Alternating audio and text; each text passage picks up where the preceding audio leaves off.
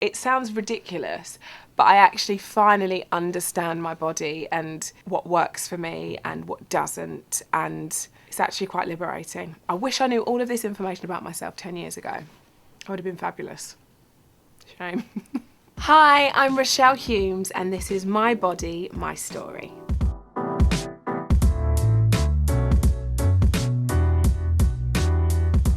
I feel good in my body today, actually. I'm in that place of my menstrual cycle where it's happened and I feel a little bit lighter and a little bit more myself. So today is a good body day.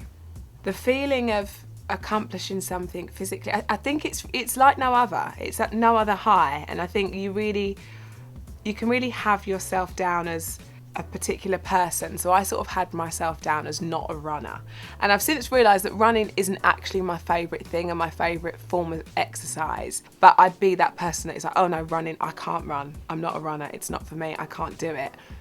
And actually to prove to myself that I could, and I did, and I have run a marathon, is kind of really otherworldly, and crossing that finishing line purely because I was exhausted, but the sense of achievement was like no other.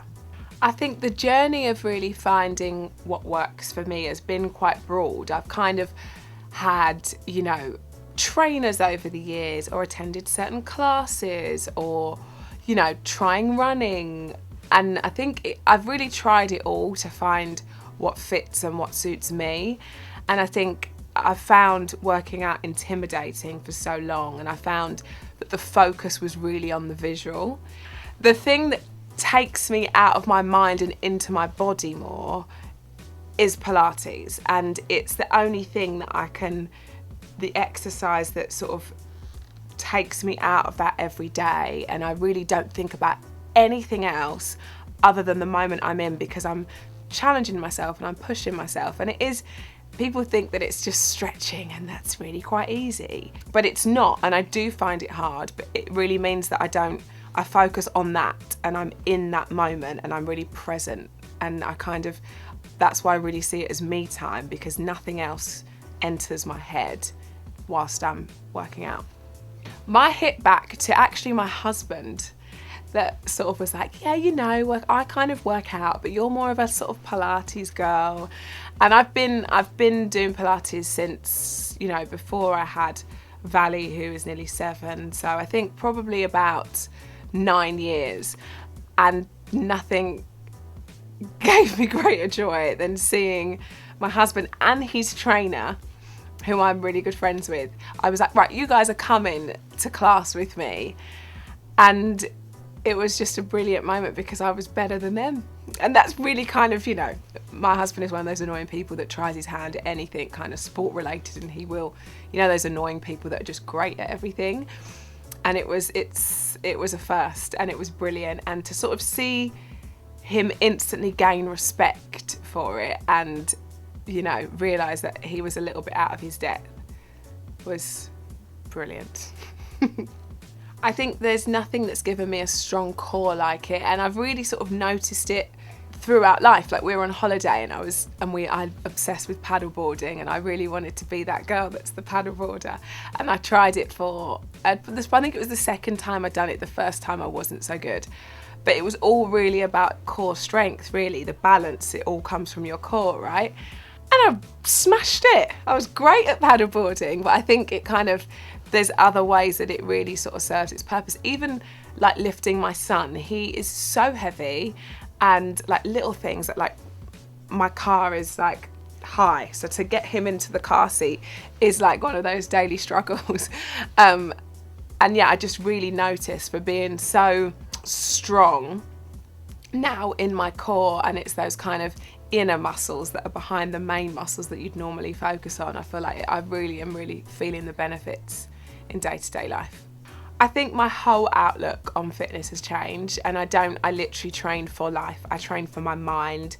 It's the thing where, if I'm having a day where I don't feel myself, and, I feel a little bit like there's a dark cloud over me, I'd train at home, or I'll go to class, or however that looks. That's what I love about it. It's so sort of like, adaptable to your surroundings, and it can be like in my pajamas in my bedroom, or it can be actually making out of the door to a class. But whatever kind of mood I'm in, it will really elevate that. So if I'm having a day where I don't feel great, it will really sort of flip the switch for me. And I think it's taken me a certain number of years to realise that actually being active really does change and shift my mood. And I think it's the thing about sort of dreading going, or I've had trainers over the years that are like, if they think if they work you hard and you just can't breathe and you're sweating and you feel like you might throw up and it's all cardio and really scary, that really does intimidate me, and in truth will put me off going and I won't be back through the door. But this really does something to my mind, and as I said, really I train for life and I train for how I feel versus any aesthetic or anything visual now. And the visual side, I suppose, is just a bonus for me at this point. I think for me, the change really happened when I realised the power of staying consistent. I think if you do something long enough, it becomes a habit, and then the habit becomes a lifestyle, and then you can't shake it. So now I know it's so in me now that I want to do it, I crave it, and I genuinely miss that. And I read a book a long time ago called Atomic Habits, and I would recommend anybody to read it. And whenever I feel like I need a little top up, I'll read it again. It's always in my drawer by my bedside, and there's lots of different quotes in there and little takeaways. But yeah, if you stay consistent, and those habits really do change your life. I wasn't overly sporty. I was really into dance as a little one. I was definitely active, but I was like, I'm left-handed. My coordination probably wasn't ideal. I was the girl that used to walk past the football pitch and always get a ball from. I was that kind of girl. I spent sort of lunchtime and break time making up dances to the Spice Girls. That was kind of where I was at. But I really loved high jump randomly. That was the thing that I loved, and that was the sport that I got on with really well. And I was tall for my age, so I probably kind of used that to my advantage. But sport wasn't really my thing at all. I think the messaging was so different around body image to it is now, and to the messaging that I would want, my girls to consume. I think what's interesting is body image, it wasn't really a phrase. Like, we're aware of it now and how powerful body image is. It was kind of the era of, does my bum look big in this? And the kind of Bridget Jones big knickers and that kind of era. And I think it's transformed, I believe, the difference and the kind of the way that we're aware of it, and the things that we're aware that our children consume are so different to when I grew up, and I'm so happy about that. I think women are in control of their bodies more than ever now, and I think that is so powerful. I think growing up being a preteen, my mum shielded me. My mum did a really good job in teaching me balance from a young age, and sort of going with how you feel. And I was always very aware that we live a balanced lifestyle. And however, there was always media campaigns around diets, and I hate the kind of culture of, oh, we've had a really sort of full-on Christmas, or we've had a busy summer, so now we're going to punish ourselves. I don't like when we equate happiness and treating ourselves to negative, you know what I mean? I really don't like that marriage at all. Let's punish ourselves because we had a really good time. How dare we? I definitely don't have parenting and this new age we're living in now nailed. I don't. I'm kind of learning on the job completely. And this is with everything else in life where it comes to being a parent, I'll call my mum and be like, how did you handle it when I said this? Or, I really sort of lean on my mum and my aunt's advice. I think we're sort of in a new age, which is a little bit of a new beast, and we're still trying to figure it out. But my eldest daughter sees stuff online and she wants to buy this certain skincare because it's packaged really pretty and somebody is using it and pumping it and it looks like a flower, but when you read the back of the packet, it's full of active ingredients and stuff that doesn't belong on an 11-year-old's skin. So I find that sort, and it's not just me, the mums at school, we're all kind of having the same conversation. I think I've got to then deal with social media. My eldest doesn't yet have a phone, and I did say that secondary school this September, I've always said no, and I've sort of kicked it down the road to, well, when you go to big school, you'll have a phone. All her friends have got one, so I've been a bit of a bad mum for a while. But I just am really learning how to handle it.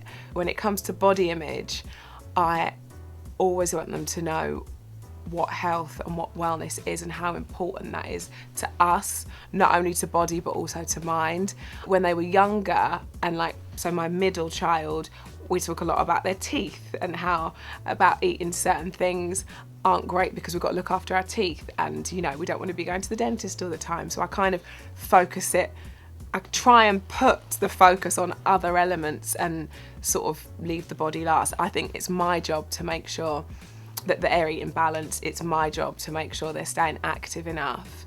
But anything else, I just don't want to take that sort of genuine innocence away from them. I don't want them to be in a world where they have to focus on their body ever.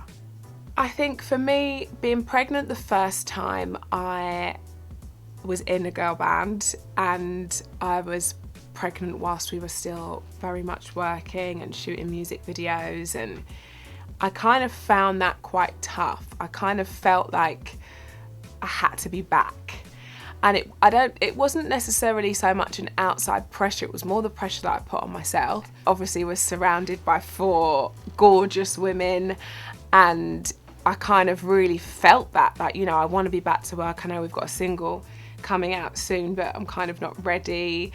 And I also wanted to enjoy the fact that I had a newborn, but I also felt pressure to be back, but to be back to the old me. And I think once I really sort of understood, I was young, I was 23 when I was pregnant with Alea, and I kind of really didn't understand. I just assumed that you leave the hospital in your jeans, and everyone would say things to me like, oh, that's just water. And I literally assumed that I would give birth and then go for a wee and then I'd be back. So I really didn't understand that actually my body's changed now. My hips are different because I've carried a child, and I didn't really see the positives so much. I wasn't like, wow, my body's incredible because it's carried my baby, and wow, I feel like a superwoman.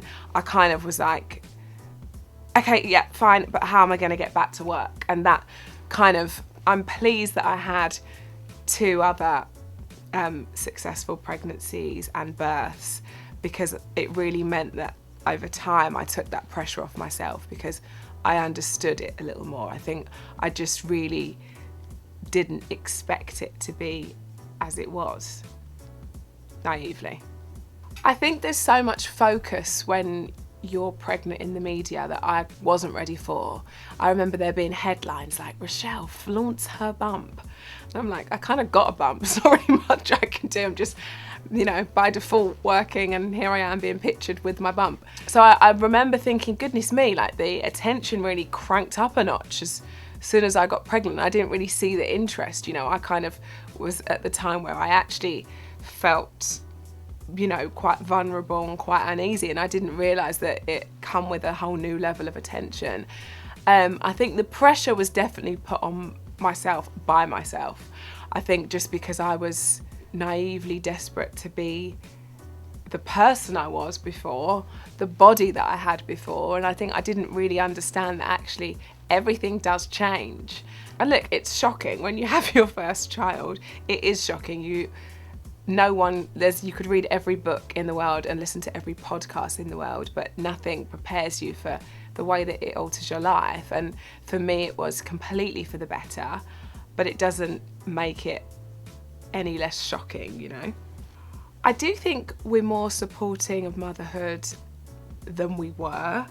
I think there's still a long way to go. I think, and I could talk about this for hours, but I won't. I think it's definitely come a long way, but I think there's so many, support with childcare, and the list goes on. It's not easy to be a working mum. It's certainly not. and I'm aware of my privilege because of what I can afford to do and the childcare that I can afford to provide. However, it doesn't look like that for everybody. It's hard, it's really, really hard, and I don't believe there's enough support at all. I believe, and you know, I am a boss, I am somebody that employs women. I genuinely believe if a woman can have a baby, the way that they approach work is actually so different, and I think for the better. I really believe that when you're wired that way and you multitask, and it brings out so many new qualities that I didn't know I had, and I do think that does transition into the workplace. So yes, of course there's going to be days when, you know, a female employee, if she's a mum and she has children, is going to say, the school have just called, I've had a nightmare and I've got to get there immediately. Well, yeah, of course, and there are going to be those moments, but I really don't believe that should hold you back, and I feel quite passionate about that. I'm a much happier boss when the job's done, and I don't mind if that means that you need to be in the office a little less because actually, you know, your school run is really important to you that day, but you're cracking on in, you know, in that window. Ultimately want the job done, and however that looks, I think we need to stop, I suppose, putting a ceiling on women and think that actually they need to be present at 9 to 5 every day, because it's actually not realistic. Just having more respect for my body has helped me.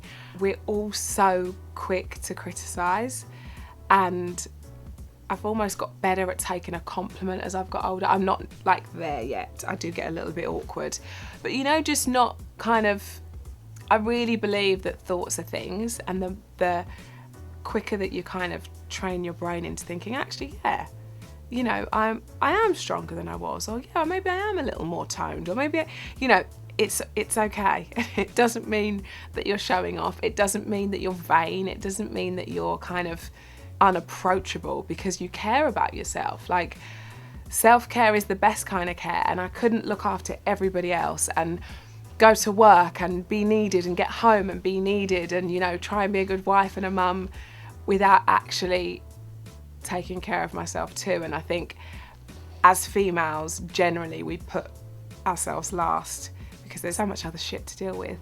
But actually you can deal with the other shit a lot better if you just take a minute for yourself, or half an hour, whatever you need. I would say that I feel more in control of my body than I've ever felt. And I'm a control freak, so I love it. I feel like I know what works for me. I can read my body very well. I know if something's unusual. I know, you know, I feel actually like I own my body, and that has taken me a number of years. I'm about to be 35, and I honestly think it's an age thing. I do. I think I've been on a real journey. I've tried different forms of exercise. I've tried, you know, different treatments. I've got to the point where I actually know what works for me. And I probably at 25, I didn't feel the way I do now. And I've got to the point where actually I feel the most comfortable I've ever felt. I feel the most empowered, and I feel like I can read my body. I know what's normal for me, but it has taken me 35 years to do so. In terms of everything, really, I know, and it's actually taken me 35 years to know when I'm hormonal, believe it or not. Like, it's ridiculous. It's like I've had a period since the age of 13, and every month. And it's taken me 35 years to go, oh, I'm feeling like this because I'm a little bit hormonal, or, you know, I'm really due on, or I feel a lot better in myself. It's genuinely taken me that long to think, why do I feel like this? Or why have I had a little breakout this month? Which is wild. But yeah, I feel like I'm finally in tune with myself. I know when I need sleep. I know when I've not eaten enough green. It sounds ridiculous, but I actually finally understand my body and what works for me and what doesn't, and it's actually quite liberating. I wish I knew all of this information about myself 10 years ago. I would have been fabulous. Shame. I'm not so in the detail. I just know, I go on how I'm feeling, and before I'd be like, why do I just feel so rough today? Or why do I feel I've got this random headache and I just don't know why? And then like 3 days later, I'll come on and I'm like, Right, of course. I just don't know why as women we're not in tune with our bodies enough. Like now I really believe in like having my bloods drawn and, you know, knowing where, I think we just don't like look into ourselves enough. But yeah, that's come a little later down the line for me. If I could go back and tell my younger self a piece of advice, I would probably say, lighten up. When you're young, you think you need to have everything figured out. But actually, I think that's part of the fun. It's part of the journey. And I hate, you know, everyone has to go on a journey. But we really do. And I think it's so individual. And I will tell this to my daughters and I'll tell it to my son too. I think we need to kind of not assume we need to have the answers, because they'll find their way to you. And part of life is trying everything and seeing what works for you. And everything's relative. And I think when I was younger, I felt like I needed to be like, you know, this real grown up. And I didn't really have to be, because I found my way eventually. I sound like a real granny, but when I look back, I think, oh my God, I should have enjoyed that a little bit more. Or why did I worry so much? Like, jump in the pool in your bikini. Who cares? You don't need to tie a big sarong around you. And when I look back, I'm like, oh my gosh, at that time, I was actually worried about what I looked like. It's bizarre. And I just want to teach my kids to just enjoy every part of life and literally drink up every drop, because, you know, you will look back and be like, oh, I should have enjoyed that a little bit more. The plan actually wasn't for me to be a wellness entrepreneur, actually. The plan was, it was actually quite a self-indulgent journey with Claa. And it was actually finding a real high grade, amazing matcha that was easily accessible, because I just, you know, I was very, very particular. And then Bryony, who is my friend and business partner now, and originally Pilates instructor, that was what we bonded. We would always be like from mat to matcha, and that was always become our thing. And yeah, we kind of would be like, I found this one, this I'm importing from this place. And I kind of was like, I'd love to bring out my own matcha. And she was like, me too. And then we partnered, and then Claa was born. But it actually, yeah, as I said, it wasn't the plan that it would even be as successful as it currently is. It's just that actually it was a self-indulgent thing, and now we're like, what else can we do? And I'm so pleased that everybody was kind of ready. I feel like everybody's in their wellness era now, and I think matcha has got so many health benefits, and I've been harping on about this to my friends for years, and my followers too, and I just feel like I'm in a fortunate position that now everybody can sort of jump on board. But yeah, for me, I've never been able to, caffeine is something that is quite triggering for me. I can't have coffee. I get the jitters, I find it really hard. So I've drunk matcha for many years because I get that pick me up, but it's a lot softer. And it's got something, I don't know if you know a lot about matcha, but it's got something called L-theanine in, which means that it sort of enters your system slower, lingers for a lot longer, and then leaves slower. So you don't get that like bang bang that you get with coffee, that real like spike and crash. And I have a lot of energy anyway, and on coffee, I remember I've only had coffee like 2 or 3 times, and I felt like I should go and run a marathon afterwards, because I felt like my heart was coming out of my chest. And yeah, I'm not great on caffeine at all, so matcha has always suited me. But yeah, to have my own brand now feels pretty epic, because my cupboard is actually full of my own stock, which is wild. I'm Rochelle Humes. Thanks so much for watching My Body, My Story with Women's Health UK.